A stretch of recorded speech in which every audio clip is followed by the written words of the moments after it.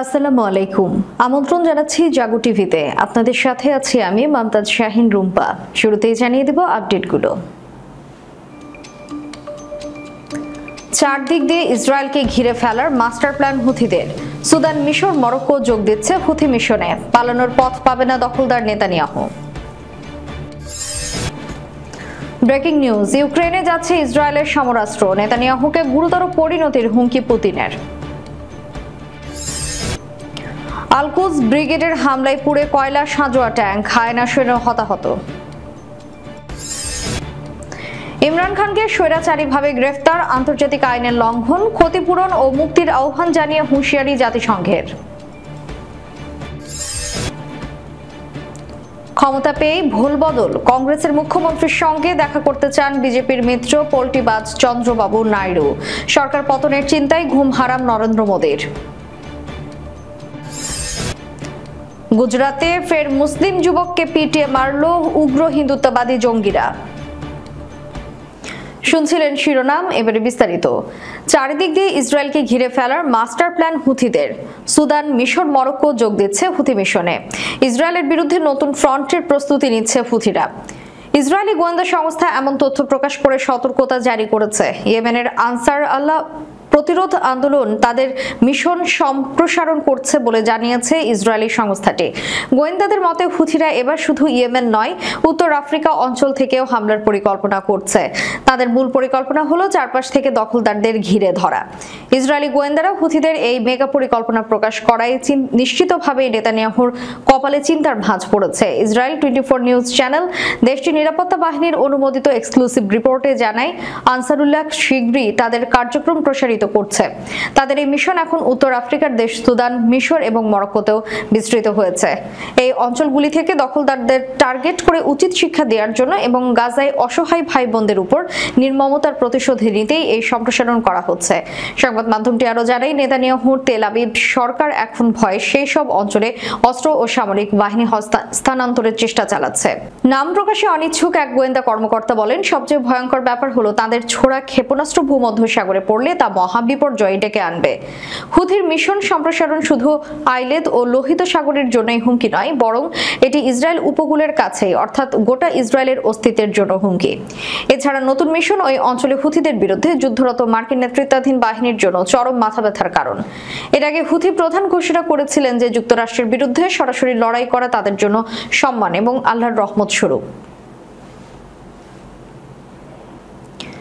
ইউক্রেনকে ক্ষেপণাস্ত্র প্রতিরক্ষা সিস্টেম প্রদান নিয়ে ইসরায়েলকে হুমকি দিয়েছে রাশিয়া। জাতিসংঘে নিযুক্ত রাশিয়ার দূত ভাসিলি নেবেনজিয়া বলেছেন, ইসরায়েল যদি সত্যি ইউক্রেনকে এই সমরাস্ত্র প্রদান করে তাহলে গুরুতর পরিণতি ভোগ করতে হবে বিশ্বের একমাত্র এই ইহুদি রাষ্ট্রকে। 30 বছরেরও বেশি সময় আগে যুক্তরাষ্ট্রের কাছে 8টি প্যাট্রিয়ট ক্ষেপণাস্ত্র প্রতিরক্ষা সিস্টেম কিনেছিল ইসরায়েল। এই সিস্টেমগুলো সবই M910 ব্যাটারি মডেলের। গত এপ্রিল মাসে ইসরায়েলের প্রতিরক্ষা মন্ত্রণালয় ঘোষণা দেয় যে পুরনো হয়ে যাওয়ায় এই সমরাস্ত্রগুলো আর ব্যবহার করবে না দেশটির সেনাবাহিনী। এগুলোর স্থানে আনা হবে নতুন আধুনিক ক্ষেপণাস্ত্র প্রতিরক্ষা ব্যবস্থা। প্রতিরক্ষা মন্ত্রণালয়ের ঘোষণার পর এই প্যাট্রিয়ট ক্ষেপণাস্ত্র প্রতিরক্ষা সিস্টেমগুলো ইউক্রেনের প্রতিরক্ষা বাহিনীকে প্রদানের জন্য অনুরোধ জানায় কিয়েভ। এই ইস্যুতে যুক্তরাষ্ট্র, ইসরায়েল ও ইউক্রেনের মধ্যে সম্প্রতি কয়েক দফা আলোচনাও হয়েছে। সম্প্রতি যুক্তরাজ্য ভিত্তিক দৈনিক ফিনান্সিয়াল টাইমস এই নিয়ে প্রতিবেদন প্রকাশ করেছে। সেই প্রতিবেদনে বলা হয়েছে, পুরনো এই 8টি ক্ষেপণাস্ত্র প্রতিরক্ষা সিস্টেম প্রথমে যুক্তরাষ্ট্রে পাঠাবে ইসরায়েল, তারপর সেখান থেকে সেগুলো ইউক্রেনে পাঠানো হবে। সোমবার জাতিসংঘের সর্বোচ্চ ক্ষমতাধর সংস্থা নিরাপত্তা পরিষদের বৈঠকে এই ব্যাপারটি তোলেন ভাসিলি নেবেনজিয়া। এই প্রসঙ্গে তিনি বলেন, ইউক্রেনে যে কেউ যত শক্তিশালী অস্ত্রই পাঠাক না কেন তা ধ্বংস হবে। গত 2 বছরে ইউক্রেনে অনেক শক্তিশালী অস্ত্র পাঠিয়েছিল যুক্তরাষ্ট্র ও তার পশ্চিমা মিত্ররা, সেগুলোর প্রায় সবই ধ্বংস হয়েছে। আর একটি কথা আমি বলবো, যুক্তরাষ্ট্র ও পশ্চিমা বিশ্বের বাইরে কোনো নতুন রাষ্ট্র যদি ইউক্রেনকে অস্ত্র সহায়তা দেয়, সেক্ষেত্রে তার পরিণতি গুরুতর হবে। আল-কুদস ব্রিগেডের হামলায় পুড়ে কয়লা সাঁজোয়া ট্যাঙ্ক, হায়না সৈন্য হতাহত। গাজায় পশ্চিম তীরে তুল কারেমের কাছে বিশাল বোমা বিস্ফোরণ করে হায়নাদের পান্থায় সাঁজোয়া ট্যাঙ্ক উড়িয়ে দিয়েছে ফিলিস্তিনি প্রতিরোধ আন্দোলনের একটি গ্রুপ। ফলে গাজার দখলদার ইসরায়েলি বাহিনীর অভিযান শুরুতেই ব্যর্থ হয়ে গেছে। এতে করে নিশ্চিতভাবে হায়নাদের একজন সৈন্য নিহত এবং অন্য একজন গুরুতর আহত হয়।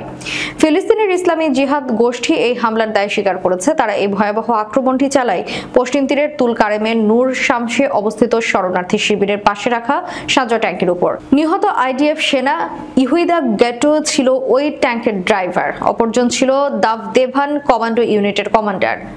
দুজনেই হামলার সময় ট্যাঙ্কের ভেতরেই ছিল। অন্য সেনারা ওই এলাকায় হেঁটে প্রবেশের চেষ্টা করে।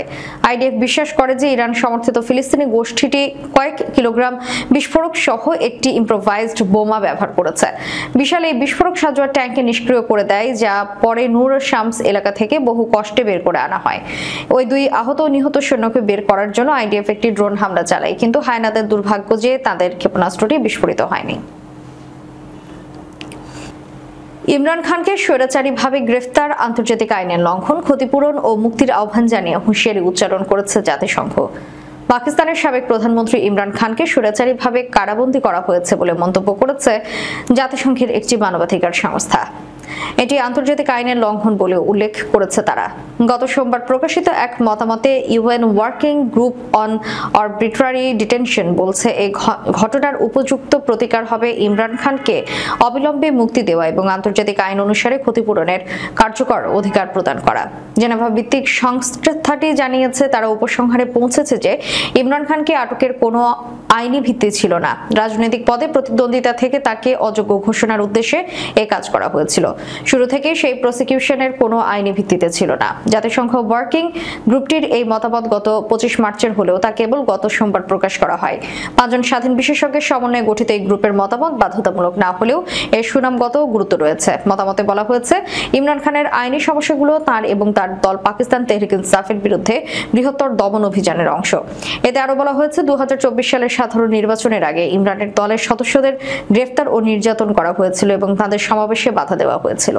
নির্বাচনে ব্যাপক জালিয়াতি, কয়েক ডজন সংসদীয় আসন চুরি হয়েছিল বলে অভিযোগ করেছে জাতিসংঘের ওয়ার্কিং গ্রুপ। এ বিষয়ে এখনো কোনো মন্তব্য করেনি পাকিস্তান সরকার। দেশটির নির্বাচন কমিশন অবশ্য গত ফেব্রুয়ারির নির্বাচনে কারচুপির অভিযোগ অস্বীকার করেছে। ক্ষমতা পেয়েই ভোল বদল, কংগ্রেসের মুখ্যমন্ত্রীর সঙ্গে দেখা করতে চান বিজেপির মিত্র পল্টিবাজ চন্দ্রবাবু নাইডু। সরকার পতনের চিন্তায় ঘুম হারাম নরেন্দ্র মোদীর। তেলেঙ্গানার মুখ্যমন্ত্রী ও কংগ্রেস নেতা রেড্ডির সঙ্গে দেখা করতে চান বিজেপির জোট সঙ্গী টিডিপি নেতা ও অন্ধ্রপ্রদেশের মুখ্যমন্ত্রী চন্দ্রবাবু নাইডু। এমনকি তিনি নিজেই নিজেকে আমন্ত্রণ জানিয়েছেন রেড্ডির বাড়িতে। তবে কি সরকার গঠনের 1 মাসের মধ্যেই জোটের সমীকরণ বদলে যাবে? সাক্ষাৎ করতে চেয়ে এই মর্মে তিনি রেড্ডিকে চিঠি লিখেছেন।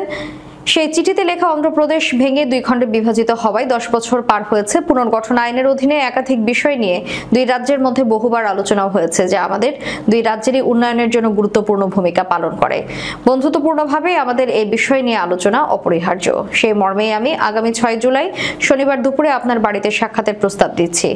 আমার বিশ্বাস, মুখোমুখি আলোচনা আমাদের জটিল বিষয়গুলো নিয়ে আরো ভালোভাবে আলোচনা করতে এবং অন্ধ্রপ্রদেশ ও তেলেঙ্গানার জন্য লাভজনক সিদ্ধান্ত নিতে বিশেষ কার্যকর হবে। এদিকে এই সাক্ষাতের খবরে চিন্তায় বিজেপি, কারণ ভারতীয় রাজনীতিতে পল্টিবাজ হিসেবেই খ্যাত তেলুগু দেশম পার্টির প্রধান চন্দ্রবাবু নাইডু অতীতে বহুবার জোট ভেঙে বের হয়ে যাওয়ার রেকর্ড আছে তার। গুজরাতে ফের মুসলিম যুবককে পিটিয়ে মারল উগ্র হিন্দুত্ববাদী জঙ্গিরা। গণপিটুনিতে সর্বোচ্চ মৃত্যুদণ্ড পর্যন্ত শাস্তির কথা বলা হয়েছে ভারতীয় ন্যায় সহিংসতায়। সোমবার ভারত জুড়ে কার্যকর হয়েছে নতুন আইন। তারপরে প্রকাশ্যে এলো গুজরাতের নৃশংস গণপিটুনির ঘটনা। এক মুসলিম যুবককে পিটিয়ে খুন করার অভিযোগ উঠল হিন্দু জনতার বিরুদ্ধে। জানা গেছে, মৃতের নাম সালমান ভোহরা। স্থানীয় একটি ক্রিকেট ম্যাচ দেখতে গিয়েছিলেন তিনি। অন্তত 5000 দর্শক ওই ম্যাচটি দেখতে গিয়েছিল বলে খবর। তার মধ্যে ছিলেন অন্তত 500 মুসলিম। গোটা ম্যাচ মুসলিম খেলোয়াড়রা ভালো পারফর্ম করেন, তাতে ক্ষিপ্ত হয়ে ওঠেন স্থানীয় হিন্দুরা। খেলা চলাকালীনই জয় শ্রীরাম স্লোগান দিতে থাকেন। অশান্তি চরমে ওঠে ম্যাচ শেষ হওয়ার পর। মৃতের কাকার দাবি, মদ্যপ অবস্থায় এক ব্যক্তি এসে ঝগড়া শুরু করেন সালমানের সাথে। বাইক রাখা নিয়ে ঝামেলার সূত্রপাত। সেখান থেকেই হাতাহাতি শুরু হয় দুজনের মধ্যে। অভিযোগ, হাতাহাতি দেখে ওই এলাকায় ভিড় জমায় বেশ কয়েকজন হিন্দু। তারা সালমানকে মারধর করার জন্য উৎসাহ দিতে শুরু করেন।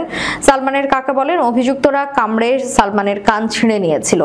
এমনভাবে তার পেটে ছুরি দিয়ে আঘাত করা হয়, তাতে গুরুতরভাবে ক্ষতবিক্ষত হয়ে যায় সালমানের কিডনি। প্রবল মারের জন্য চোট লাগে কোমর এবং গলায়। আহত অবস্থায় সালমানকে হাসপাতালে নিয়ে যাওয়া হয়, সেখান থেকে অন্যত্র রেফার করা হলেও বাঁচানো যায়নি সালমানকে। গোটা ঘটনায় 9 জনকে আটক করা হয়েছে বলে পুলিশ সূত্রে খবর।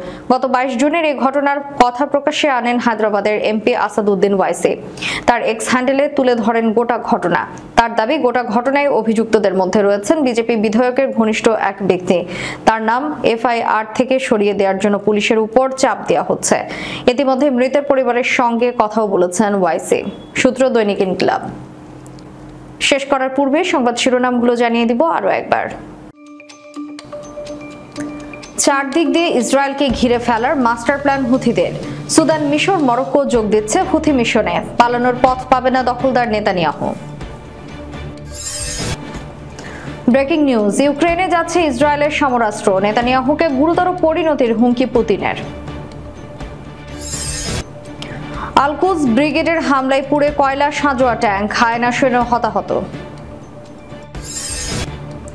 ইমরান খানকে স্বৈরাচারীভাবে গ্রেফতার, আন্তর্জাতিক আইনের লঙ্ঘন, ক্ষতিপূরণ ও মুক্তির আহ্বান জানিয়ে হুঁশিয়ারি জাতিসংঘের।